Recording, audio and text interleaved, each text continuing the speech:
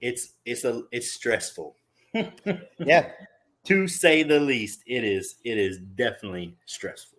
Hey, it's good. You need a little stress in your life. Makes you live longer. Yeah. You know, Yeah. I did read something somewhere a few years ago that says, hey, when a chief retires, he typically dies within 10 years due to lack of stress. You know, because you're used to so much stress being in the military, and then you get out and your body's like, what's going on here? You know, and you know, you don't always do so well when you don't have and I will tell you, I definitely went through that transition for sure, where only doing training by itself, and then like really having nothing to do with maintenance and operations. It was a different very world. hard transition out myself. I decided not to go the nuclear route. I retired in 2019, January of 2019. And I decided, you know what? I'm tired of being in charge of people. You know, I've been a chief for 10 years. I just don't want to do it no more. Let me just go fix something and go home at the end of the day. And that was great. I worked for at the Intel plant here for a company called Nikon Precision. Okay. You know, the guys that make the telescopes and binoculars and stuff like that. Yeah. But, well, they also do photolithography for the microchip business. So I went to those guys and they gave me a job. I worked there for almost exactly 2 years. And it was great. But, you know, after 2 years of being bored, you know, because typically, you know, we had 3 to 4 tools to work on and there was 14 of us. So I would sit at the end, you know, in the cubicle waiting for something to break, like the Maytag repairman, and, you know, 12 and a half hour days sitting trying to find the end of the internet. Like, yeah, it's just. That don't sound. And then I worked. Yeah, it was long days, but I really loved the schedule because it was like, you know, I'd work 12 and a half hour days, but I'd work Wednesday, Thursday, Friday, Saturday of one week. And then the next week I'd work Thursday, Friday, Saturday. So I would have every Sunday, every Monday, every Tuesday, and every other Wednesday off. Okay. So, I mean, long days, but man, your other days, you got a lot of time off. That sounds That's great. One thing I miss about that schedule. And then I went to work at the VA hospital for a year and a half. What? Yep. I was in charge of all boiler plant operations in the HVAC shop. So I had about 15 guys, and, you know, that got frustrating after about 8 months because, you know, it was the government, working for the government again. And I had guys that were superstars and I had guys that were dirtbags, and I couldn't pay the other guys more. I couldn't reprimand the other guys because they were union. So I'm just like, you know what? I don't have to do this anymore. You know, that was the benefit of staying 20 and not having a lot of debt is I have, you know, what they call, what's the term? Yeah. Forget you money. Yeah. Forget you money. Cause I could walk out of work tomorrow. Like, you know, they rated me at 90% disability when I retired. Plus I got my chief's pension. I make a fair salary before I get off the couch. Yeah. So that allows me to go to work and do what I want and be who I want to be. And I am not concerned about any repercussions whatsoever. If they want to fire me, tee it up, you know, but I am me, you know, unfiltered, unadulterated me. No way. You got to be somewhat filtered. Nope. And especially now, because now I work, I started about 8 months ago working for a data center, but I am a construction project manager. So I build data centers. I basically work with a bunch of construction dudes all day long. And these last 8 months, it's been fantastic. That's crazy. Yeah. The data centers, that's what everybody seems to be doing. Yeah, but everybody seems to be on the operations side of it. Like construction, like, you know, they don't see a lot of nukes on the construction side of it. Yeah, I bet. But I like it. You know, I get to deal with people who can, I'm not too concerned about hurting their feelings. You know, they have a little bit thicker skin, and I don't have to be as polished and proper as you are in the Intel environment. So it's been good. What about you? Yeah, I mean, it's Mississippi. It's strange. I'm good right now. You know, I'm working 410s. Well, hold on. I want to get ahead of myself or get out of alignment here. So Mississippi in itself is rough. I live in, I don't know. I don't even know how to put it. Like you could say it's a depressed state, but in a sense, man, they want it to be this way. When I say they, I mean everybody. Like no matter what your color, your creed, who you are, if you're a local person, you're like, yeah, this is Mississippi. We love it. You know what I'm saying? And there's a little bit of pride in their state, but they also know, like us coming from upstate New York, they were like, oh my gosh, you're from New York. You know, and we were like, no, we're like Southern Canadian. Like, yeah.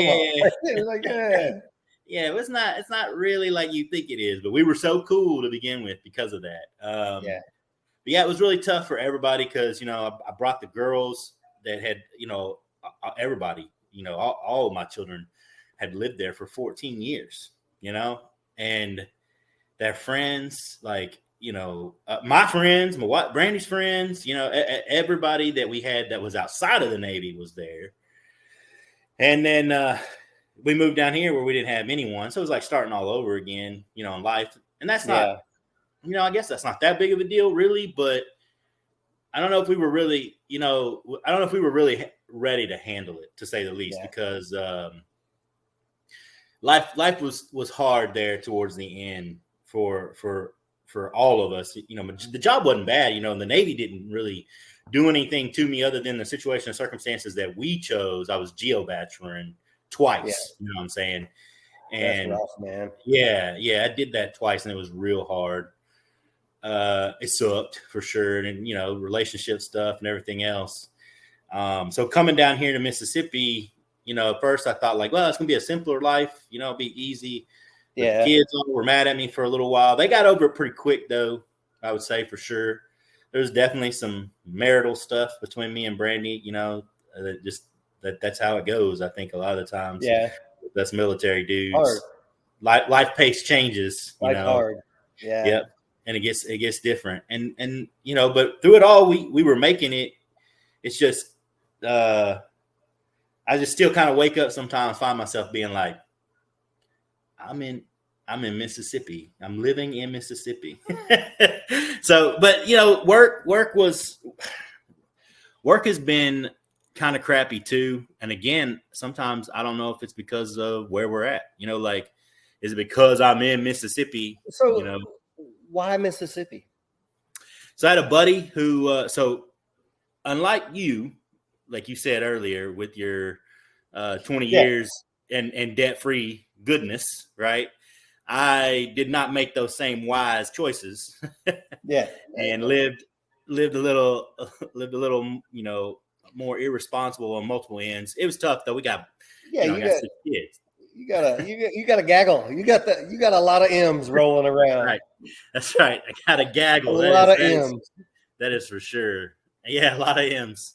So how are they doing, by the way, man? Like they're doing good. I see some on Facebook all the time. I see your sister doing well. I see all the kids. It's been too long, man. It has been. It has been. I agree with you on needing to get down there to or getting to across there to see you guys. We love Arizona. You're in Arizona right now? Yeah. I'm about 30 minutes south of Phoenix, southeast. Okay. I'm in a little town called Chandler, and it's okay. It's super I visited out there when I was a sophomore in high school. My aunt and uncle lived out there for a little while. Yeah, so I know the area a little bit. I remember the area a little bit. But so I had a buddy who worked at the power plant that I work at now. And he I was looking for a job. I was desperate. I needed to get hired like right away. So I was basically, hey, whatever comes. And he texted me while I was looking. We talked to each other like once a year. And he was just like, what you doing? And I was like, looking for a job. He's like, why haven't you sent me a resume? And it's really funny. But Brandy had said years ago when we commissioned the USS Mississippi in Mississippi, she was like, we had actually hooked up with this same family at that time, and she basically said, "We're gonna be back in Mississippi. I know it." I was like, "You're crazy. I ain't ever going back. I'm not living in Mississippi." Mississippi. What? No, but yeah, it was easy. I was getting a job no matter what. There's a really interesting story with that. Like basically, I got turned down even after my buddy told him to hire me. I got turned down, but then his friend who was a manager, upper management at the time, was basically creating a position for me. So in doing that, it was either I was going to be an instructor, or I was going to go into, being in ops. And basically the training manager heard about what he was doing and was like, "No, I'm going to make him an offer today." So it was like, it took him demanding that I get hired for the training manager to finally choose to pick me. Yeah. Hindsight's always 20/20, and it didn't quite, let's just say, I'm not sure which decision I should have made. We always say things like, hindsight's 20/20, and hey, things happen for a reason. But I can't help to be like, man, I wish I would have gone the other route. But every path has its own stones in the way. So and it's always greener, right? Yeah. I don't know, man. Right now, I'm living the life pretty green. Yeah.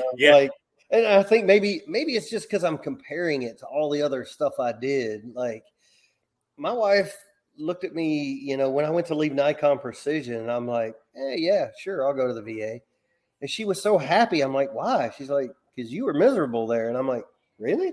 Like, I didn't seem miserable. I'm like, "It's way better than Navy." Like, she's like, "Yeah, it's just not the same." And I guess she kind of knows my demeanor a little better than I do, because I'm like, "Yeah, whatever." Yeah. I'm one of these guys like, it could be worse. It could always be worse. Yeah. No, I remember that about you, which was, it was a good quality, to say the least. You could take the punches with the best of them and just keep rolling. Yeah. I mean, there were times it got rough. Like my first chief tour on the Alabama was, probably worst 2 years of my life. And then,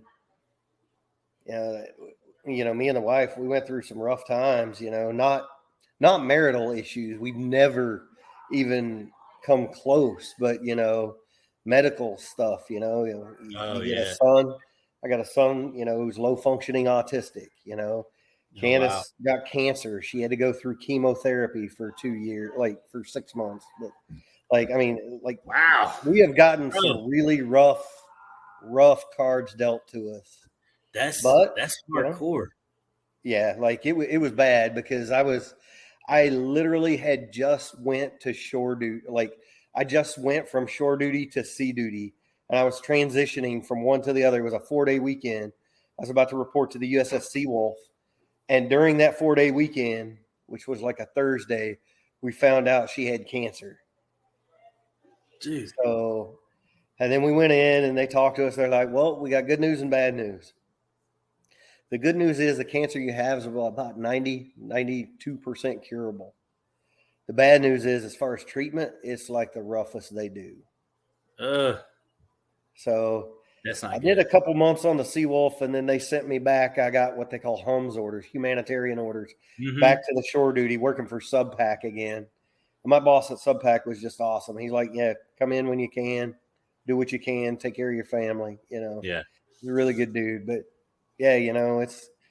What was his name? Just in case, it's such a small world. Jim Christie. Okay. He's a West Coast guy. Like, yeah, probably the nicest salt of the earth old man. It's like having an XO who's like your grandpa. Like, like, "Hey, you want some candy there, little feller?" Like, he's just that, like, nice old dude. That's funny. Yeah, he's a good guy. Good. But, dude, sometimes when you think you've had it tough, you always got to imagine somebody's probably had it tougher. What's funny is, like, when I get put in situations like that, I'm like, well, you know what? I'm under the firm belief that God ain't going to give me anything I can't handle.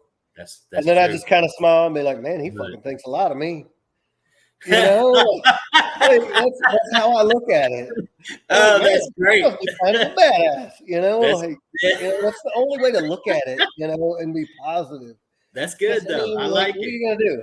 I You're like just it. gonna like close up shop and mope about it, you know? Yeah, You that's get what good. you get. No, unfortunately, I've just come to a point this year where we've had some rough stuff happen to us too, and it was so, one of them particularly was so awkward and weird. I couldn't even say it online. Like, it's that bad. And it happened after we'd been here for a year. But even before that, you know, that was rough, and it really shook my family, and including my whole extended family. It was tough, right? And by the way, you said you seen my sister online or on Facebook or whatever. It was a while ago. Yeah, she's doing so good, man. Her and them babies, man, they're great. I just got to spend a couple of days with them about a month ago, 2 months ago, I think. It was great. But anyways, yeah. So it's been tough, to say the least, because of that. But even before then, you know, and during my Chiefs tour, I had a good Chiefs tour. Like, really, like, let's just put it this way. I was doing so well and doing such a decent job that even after I punched a stairwell and broke my pinky finger, I didn't get fired. So that just lets you know. Wow. Yeah, you can imagine, right? Yeah, I had two Chiefs tours. One went very poorly and one went extremely well. Good. And when I say it went poorly, it was not at my standards. I was just very unhappy. Yeah. And, you know. What was the second one? Yeah. No, that was the first one. No. That was the Alabama that stunk. Yeah. What was the one that was okay? The last one I did right before I retired was the Kentucky. Oh, yeah. The Kentucky? It was great. They're like, you know, you're the number one chief in the squadron. Like, you'll make senior if you want to stay. I'm like, nope, 20 and a half, fellas. I got mine. I'm out. And then, you know, I was always so paranoid about getting out, you know, like I got to have a job. I got to be ready. Like, even like years before I was getting out. So, you know how I did the new school thing up in New York? Yeah. Well, I ended up getting my master's degree, my MBA, while I was on shore duty in Washington State. So I got that from the University of Louisiana. Sweet. So yeah, I was like, man, I just got to do everything I can to prepare myself, like, because I don't know what to think. Like, I was a nervous wreck. Yeah, I wish I had that kind of discipline, man. I don't know. I just wrote it out. I wrote it out and got lucky.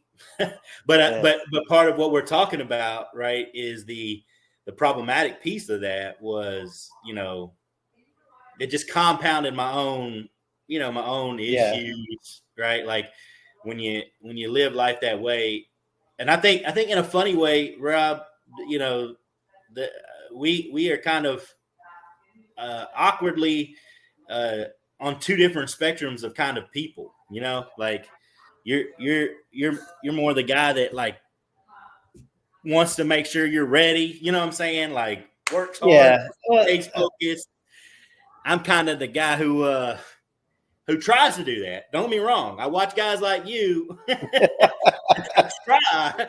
I really do. But I end up all the time being like, I'm like a duck, man. People see me, they think, oh, you're calm and collected and you know, you got your shit together. But under the water, below the surface, I'm paddling like hell. You know, like I'm giving her all she's got. Like, I'm glad I got this nice facade, you know, going on here because it ain't real. Everybody sees you. You're cool. You're cool as a cucumber. But no, so I did well on that tour, and but yet there was still, I don't know, man. It's hard for me to understand. I look back at it. I'm actually, it's funny. I have had some major in the past year. I've had some major life changes, to say the least. I quit drinking completely. Have determined that I'm the guy who cannot do that. So I am definitely a card carrying member of AA, or the rooms as they like to call it. It's been very beneficial, been very helpful. But because of what I was doing and how I was living, it caused a lot of heartache, a lot of pain, and most of it, almost all of it, was inflicted. Yeah, self-inflicted, right? Like, and so when it's hard for me to talk about coming to Mississippi and my job, as crappy as I know some things would have been no matter what, right? My frame of mind and my frame of reference was so out of line, from even what I knew was right, that for every time I start talking about like how the bosses were terrible and this was bad and that was bad, I look back at it now and I'm like, even if they were, so was I. That I was in a place too, and I'm glad, very glad to and I guess you can't help but have one of those thought processes where you're like, why would I ever have thought that thinking that way, living that way was healthy? I knew better. Like the whole entire time, I knew like, man, it is not good to live life like this. Like, why am I doing it? You know what I'm saying? But you just can't. You always want that quick fix. You always want to feel better. You always want to, and then all you end up doing is feeling worse and worse and worse. And I definitely, boy, let me tell you what, you want to talk about a pity party. Like everything and anything that, including in my Chiefs tour, I'm lucky. I think I'd say blessed. God had me all along the way of this learning experience for sure to have had just the right people, and some of them would tell you, just like some of our friends from the past would say, no, man, Justin, you were great, but then I would have to remind them. I'd be like, hey, remember that time? And then that other time. Yeah. And so, people, I'll say this, people have in my life loved me to death. And I don't mean that like to be ugly to my friends and the people that love me, but there was just not enough folks to look at me and be like, hey, here's the hard truth. Yeah, get out of it. Oh, yeah, and don't get me wrong, there were some people I had, especially there toward. Go ahead. It's good that you had those some people, because sometimes it's hard. Yeah, sometimes people don't want to hear it, and you tell somebody something like that. There's two ways they're going to take it. They're either going to look at themselves and say, "Yep, I got a problem," or "What you talking about? You're the one with a problem." You know what I mean? Yeah. There's really only two ways to take that. Yeah. And people don't want to say things like that because, hey, I don't want to lose a friend. That's right. Because of Yeah. I'm with you. Yep. Nope. Our doc, his name is, I say was, Corey Clifton. And I remember right before I went to rehab, like self-referred, in the Navy. I had a night where I was tricking two different groups of people. They all knew I was trying to lay off of the drinking or slow down. And I basically was going from one party to the next in the Chiefs barracks, where I was sneaking drinks up here and sneaking drinks down here. And I got blacked out. And the doc on our boat, he had just made chief. He was actually chief select, and he was hanging out with us or checking on us to make sure we were okay. He wasn't drinking because they couldn't, and we were doing the right thing. And he found my phone and realized that I didn't come back for it and couldn't, my wife was calling and couldn't get a hold of me. I hadn't talked to her all night. I go into work into the barge. We were in Portsmouth in the Naval Shipyard. I go into work into the barge, and he pulled me in the office as soon as I got on board and shut the door and was like, I'm not going to be your friend no more. I'm not going to be your friend no more, because I am about to have to command refer you, and I can't do it unless I'm not your friend. So I'm just not your friend. That's literally what he said. It was a rough moment, both of us teared up and both of us in a rough place. And it was good. It was good to have guys like that. I remember when I finally went to the DAPA, who was one of my buddies who went out with me on a regular basis, right? When I walked up to him, I said, it's, before I even said a word in my mouth, he said, it's time. I was like, yep, it's time. And so I just got into a place, man, where I was like seriously dependent, very, very dependent. And, but some people don't pull themselves out of that. Yeah. No, I know. At you now. Like, so it's good. No, I am. I'm so grateful to be where I'm at right now. And even with the rough patch of getting out of the Navy and being here in Mississippi, like I said, like I said, a couple times now, man, this past year, just where I'm at mentally, spiritually, it's a good place. So how old's your youngest right now? He is about to be 15 in July. Okay. How old is your youngest? He's 14. He's 14. Yep. And Shelby is 17. Jeez. In fact, next weekend I will be in Savannah, Georgia with her. Oh, yeah? Yeah. We're going to go visit Savannah College of Art and Design. She's a senior this year. She got accepted. So we're going to go visit the college campus and do a walk around and stuff like that. I transferred all my GI Bill benefits to her. So cool. She's going to get to go to school. So that's good, man. For that. Yeah. She got into the school. I don't get it. Like, she's very, very artistic. Like, you know, another level. Me, I can't draw a stick figure without help. It's bad. Where did she get it from? Like, the milkman, I guess. I don't know. Like, listen, we say that in my house way too often. It makes me uncomfortable. Nah, mom's pretty crafty and very artistic. And Candace's mom, she lives with us now. And like, I walk in my house, it looks like an art gallery because they just paint, and that's what they do in their hobby time, and it looks nice.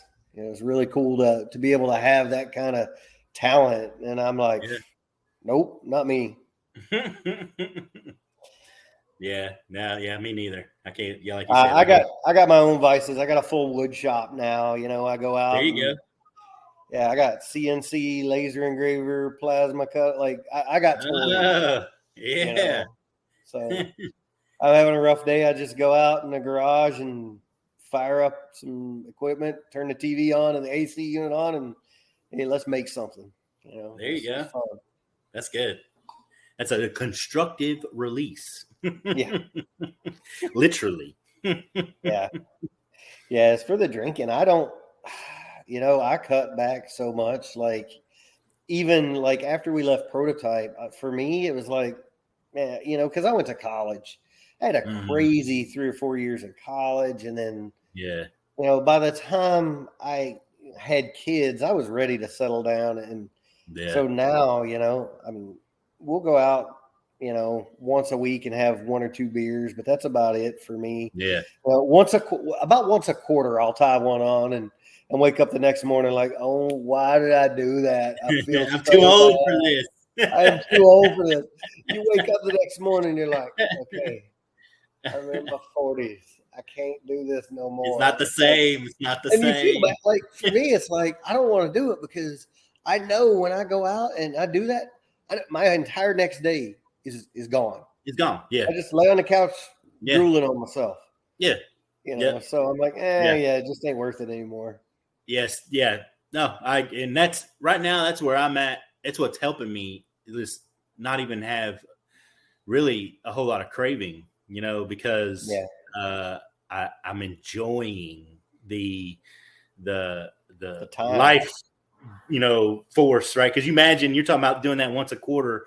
I was at least 3/4 of the way to where you were at, pretty much 3 or 4 days out of a regular work week. Yeah. See, me, I couldn't even, I can't really function the next day. Yeah. So even after I left Prototype, it was a weekend thing. I know that at that time in my life, I had zero self-control. Yeah. Recognized it. So I'm like, you know what? On Friday night or Saturday night, fair game. But, Sunday through the week, it's not authorized. Not even one. Because I couldn't do one at that time. There was no one. Yep. And since then I've learned a little more self-control, but yeah, that's good. That's good. Self-control is always good.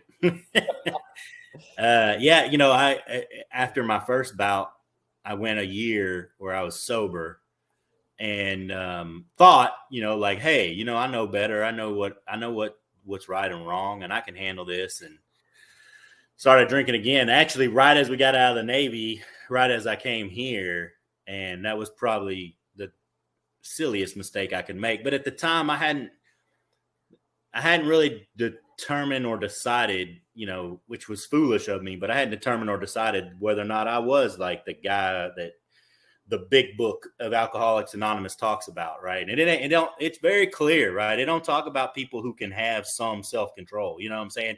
It literally definitely describes people who this is who you are. And it even gives you a list of like, how have you tried? You know better and you know the right answer, right? Like you were talking about, right? And it's like, gives you this list of how have you tried to not drink as much?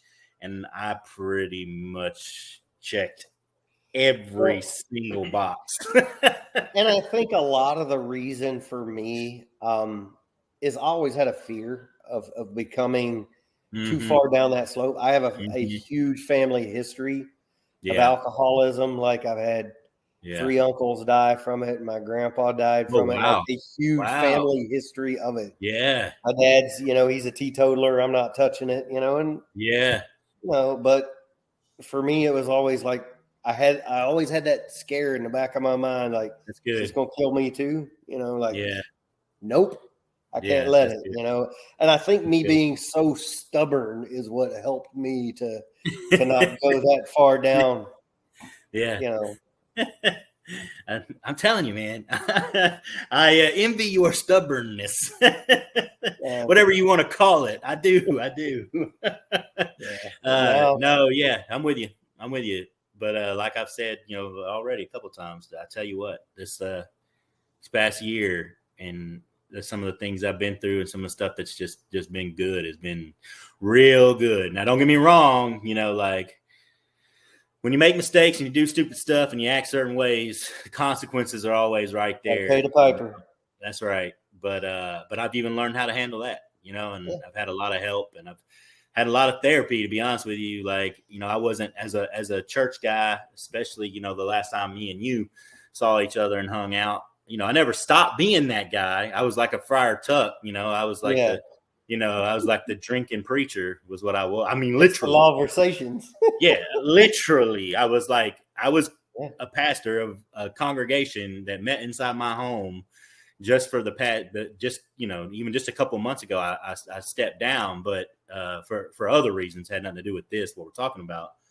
But I mean, for the whole entire time, pretty much, I'd wake up, we had services on Saturday at my house, and I'd wake up, definitely not 100% because of drinking, how much I would drink on Friday nights, so, and it wasn't like I would just sit on my couch and just drink too much, like it wasn't like I was partying or hanging out now don't get me wrong, there was a lot of times there was partying and hanging out, but that wasn't, my typical MO, especially because like you said, kids in this age, right?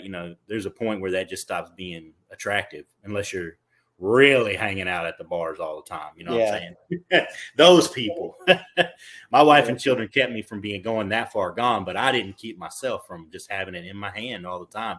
Now, to quit talking about the negative, everything got better and got in a good way for sure.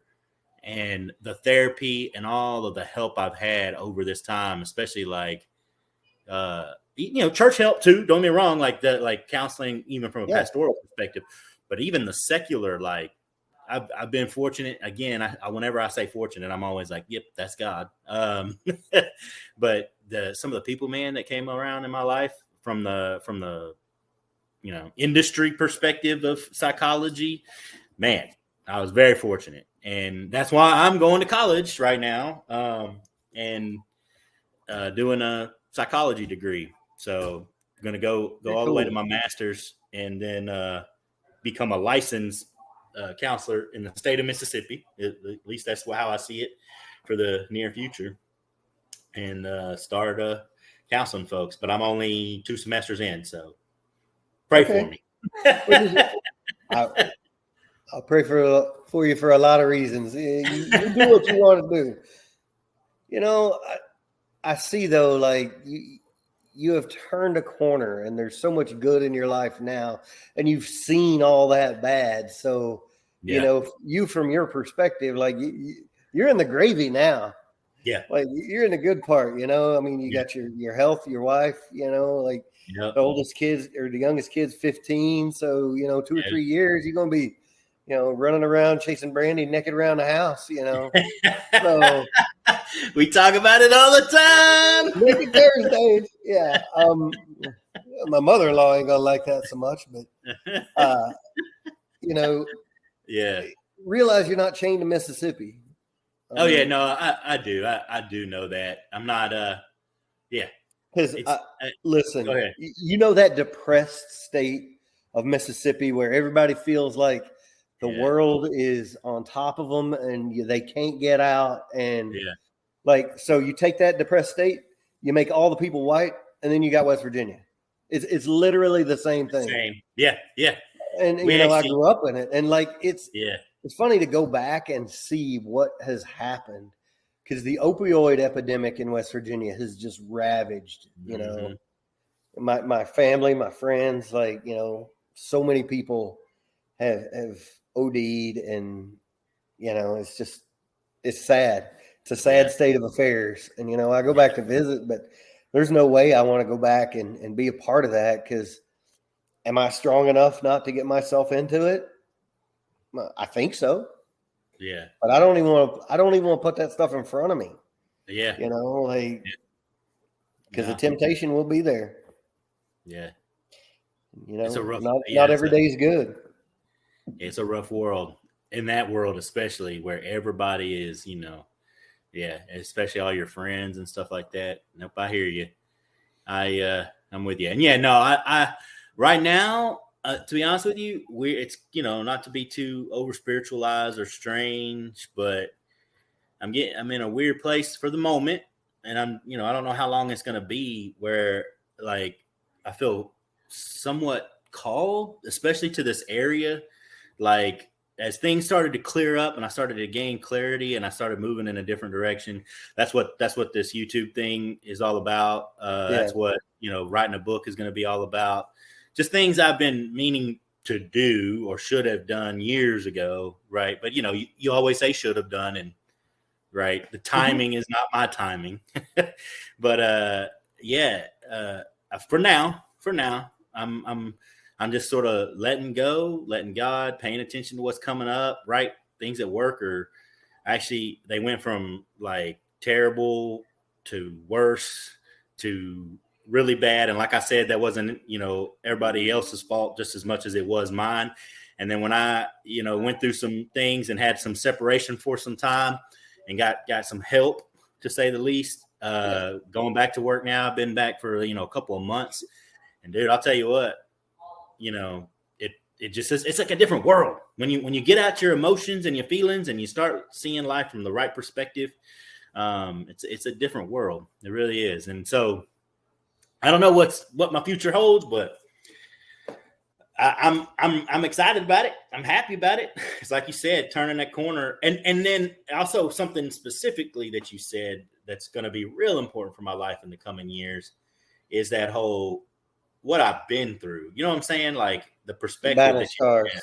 That's right. The perspective you have helps so much position you a lot of times. And you said this when we first started talking, that I really liked it, the way you said it, when you said, basically, hey, you said it personally to you about how you look at it as if God, ain't going to give you anything you can't handle. And then you said, I think he must think I'm a badass.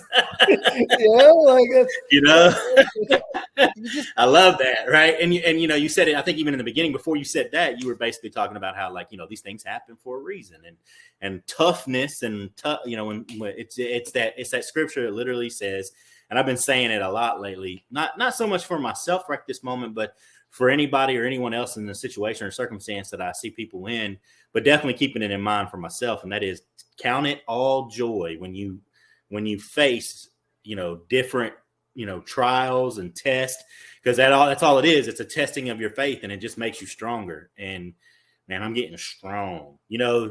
What is it? What is it that the drill sergeant says? Boy, you either gonna be smart or you gonna be real strong. Yeah. I think God looked at me and said, well, boy, you're going to be smart and real strong. We'll figure it out. No, man. But it's it's good light at the end of the tunnel path right now. Everything's going well. Everybody is doing well. I'm struggling a little bit with my oldest boy. We just had an incident. He's 22. He's been living at the house, and for a number of reasons that he doesn't understand, and it's hard to try to explain it to him. I basically have said, listen, man, I gave you opportunity after opportunity, chance after chance, and you're choosing to do a certain thing and be a certain way, then you got to do it outside the house. He was paying rent and everything, and I had to let him go the other day. And he was already headed that way, so it's not like it wasn't like he didn't want to, but I basically said, yeah, you're not going to do this on your own terms while you trip over your own 2 feet and land around and break my stuff in my house. Now, granted, he didn't. That was a metaphor, right? Yeah. But I was like, you're not going to take advantage of us while you don't do what you need to do what you want to do. And so I basically said, your friends are so great. Hopefully they got a room for you, bro. So sometimes you got to learn that. Sometimes you got to learn the hard way. You do. You do. I mean, that's what we were just talking about. A little stubborn Justin P in him. That's right. He does. He's got some of that. I wouldn't call it stubborn. I'd call it foolish and irresponsible is what I call it. And it does actually come from this guy. So I'm not judging him. I'm just saying I know exactly where it's at. Yeah. I mean, I was absolutely irresponsible and foolish. And, I think a lot of it for me, like people say genetics doesn't play a lot, that huge a part, but I think it does. Because I look at my dad, and it was the same way. He had that crazy wild streak, and then, he just kind of grew out of it. And I kind of feel that's what happened to me. Yeah. I was very, very fortunate that nothing really bad actually ever happened to me during those crazy wild times. And, don't want to go back there. Too old. Too old. Too old. And like you said, those things made you strong, like we were talking about earlier. Yeah. And it's funny to see people, today, and they're like, yep, I know what's about to happen to you, and it ain't going to be pretty tomorrow. Nope. Yep. Oh, yeah. It's just, it's, man, I tell you that for the topic of this, getting together with you first out of anybody else, right? Lawversations, right?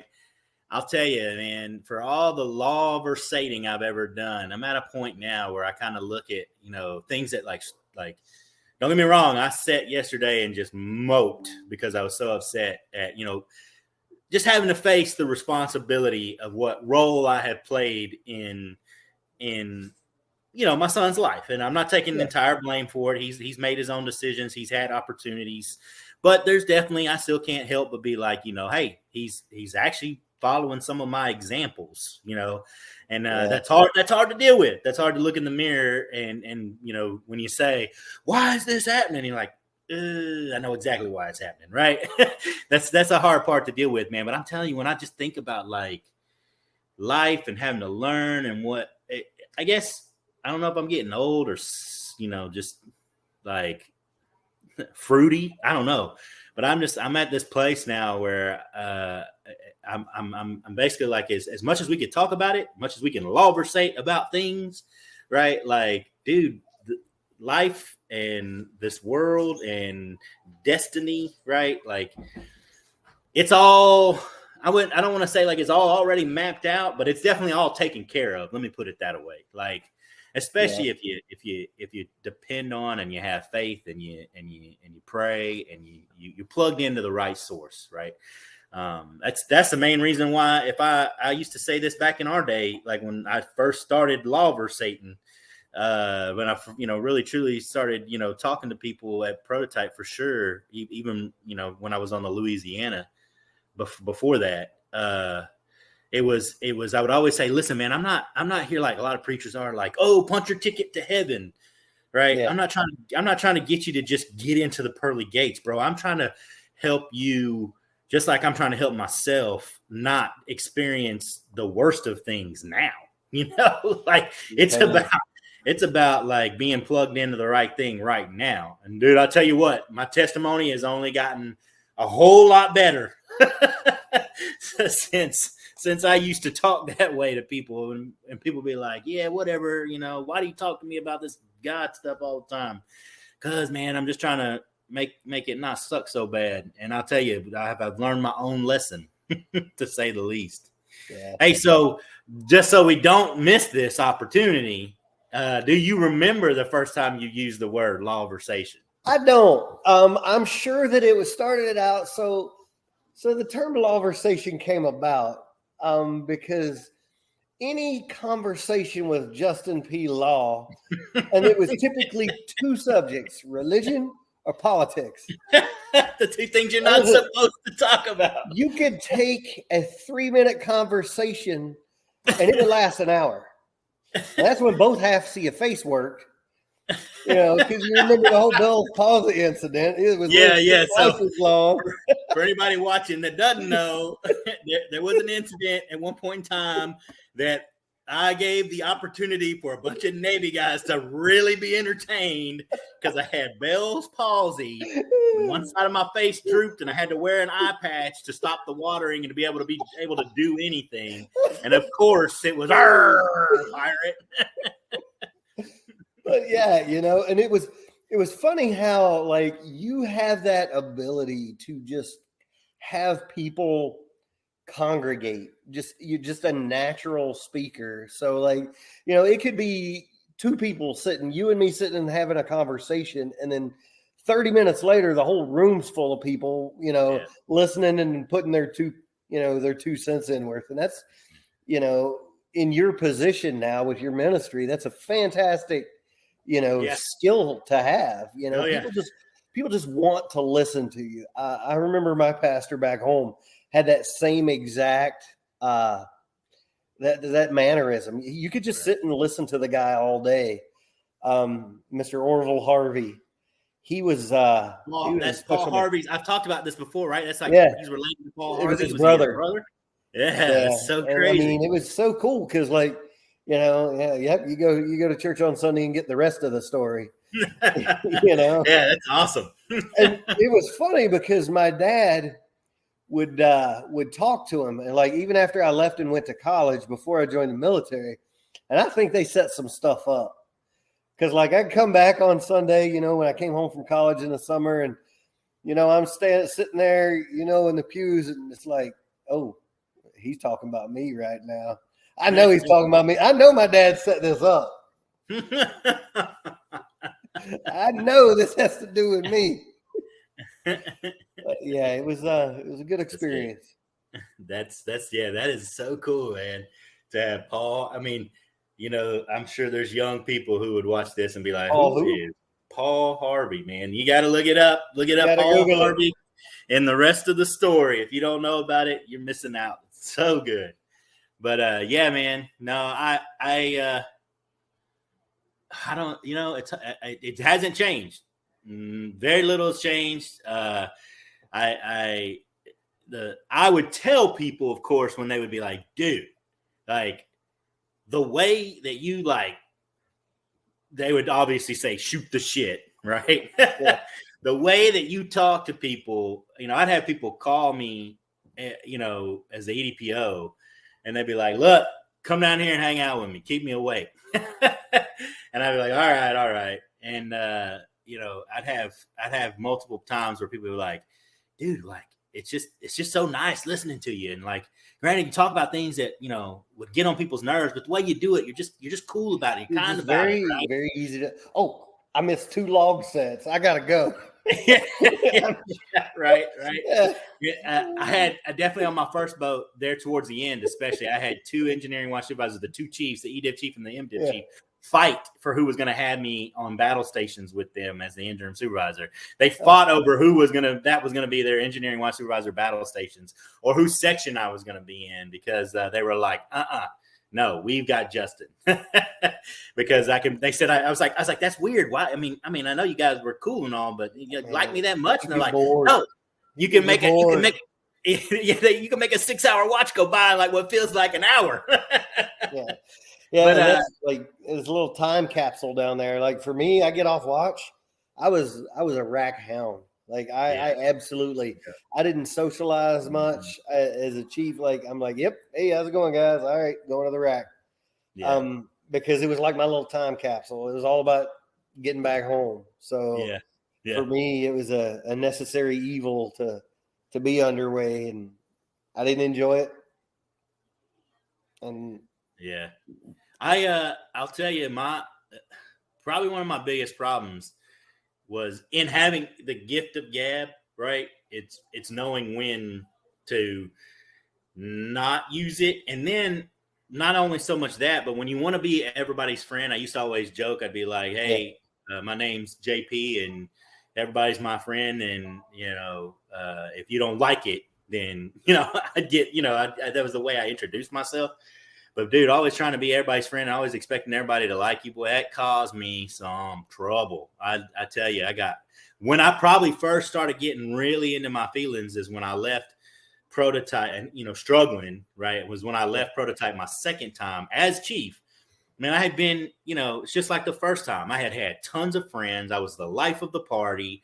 Like I was the coolest dude. It didn't matter what I did, right? And people loved to talk to me for the same things that we're talking about, right? And it was great. It was wonderful. It was impacting others, and I was impacting myself. And then I show up to a boat with a bunch of dweebs, and and I tried really hard to be their friend. That's why I ended up punching a stairwell and breaking my pinky.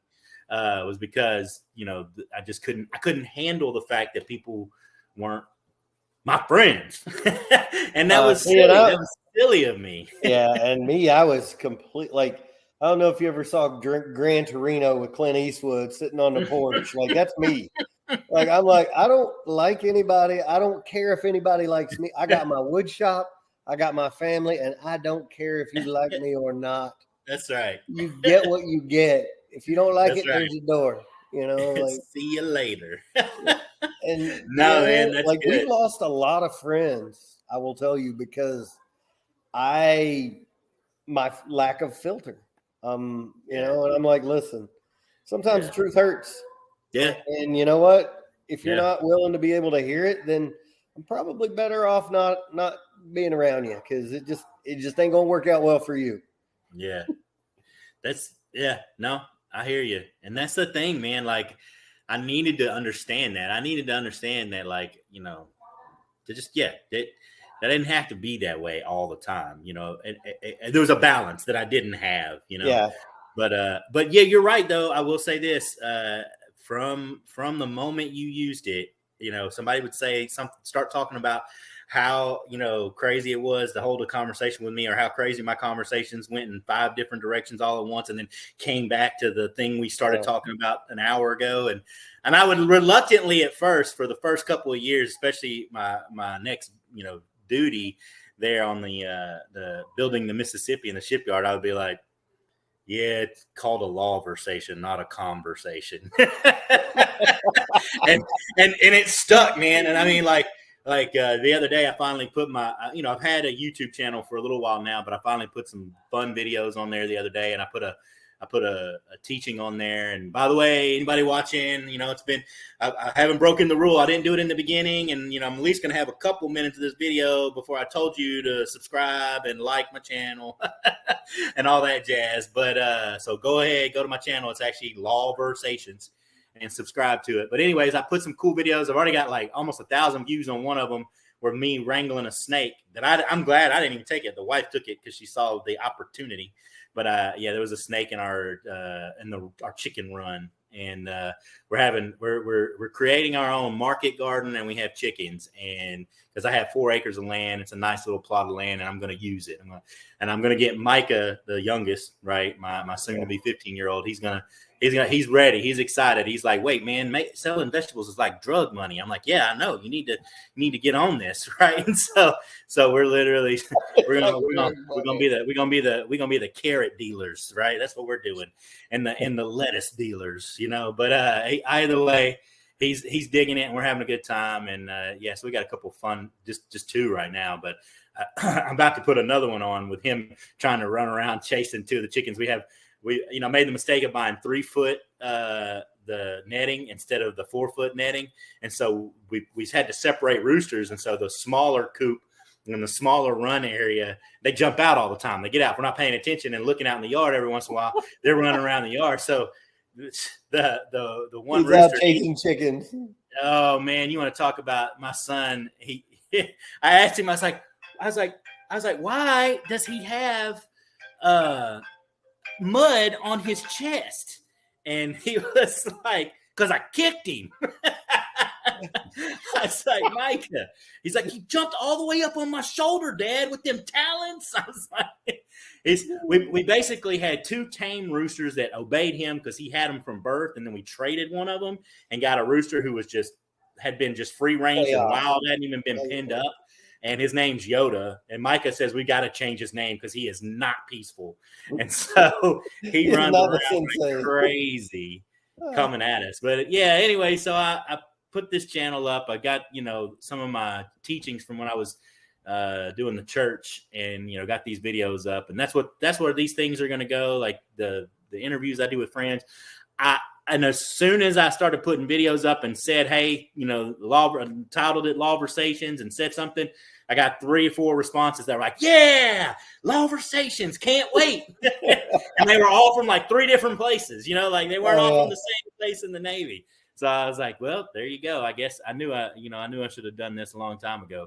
But my thing is, too, I've always thought, like, when I thought about it, and even when YouTube channels started becoming a thing, and people would always, I'm not kidding. I don't know if I have a friend and person that I lawversated with that didn't say, Justin, why don't you have a YouTube channel? And I tell you, even when that, got popular and everything else like that, I don't know, man. It just wasn't in me. I just wasn't feeling it until just recently. I was like, all right, here we go. And but even when people used to say something about it and I would like daydream about it and be like, man, what would that be like? My thought was always, and I guess it's just me trying to be humble, right? The thing's titled Lawversations, right? You know what I'm saying?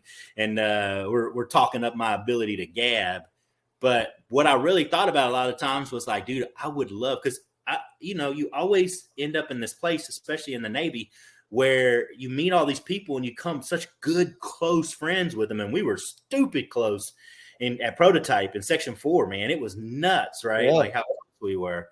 And then you lose touch, right? You lose contact over time. And it's not like you still talk to each other. I mean, me and Scott have, Facebook messaged each other on a regular basis. I say a regular basis. That's like once every year, right? Yeah, I was fortunate enough to, Scotty Kincaid, I was fortunate enough to be stationed up in Washington with him. Mm-hmm. So we weren't on the same boat or anything, but, I ran into him probably once every 6 months or so.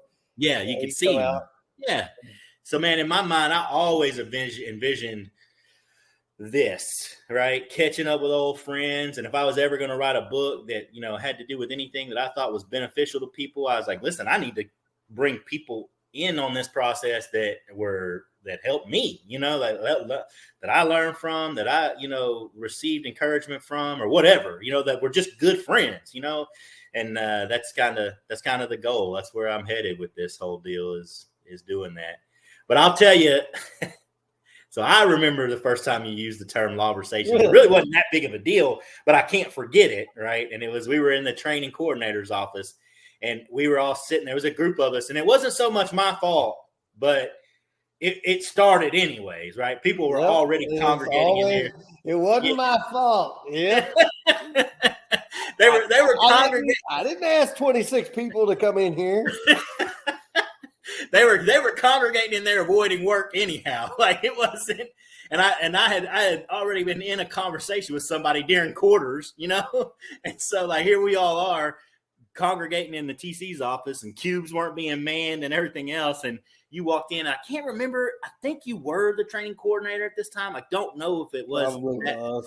Yeah, I think you were, and you weren't mad. You were just like, oh no, here we go, another Lawversation. And I was kind of like, everybody started cracking up laughing.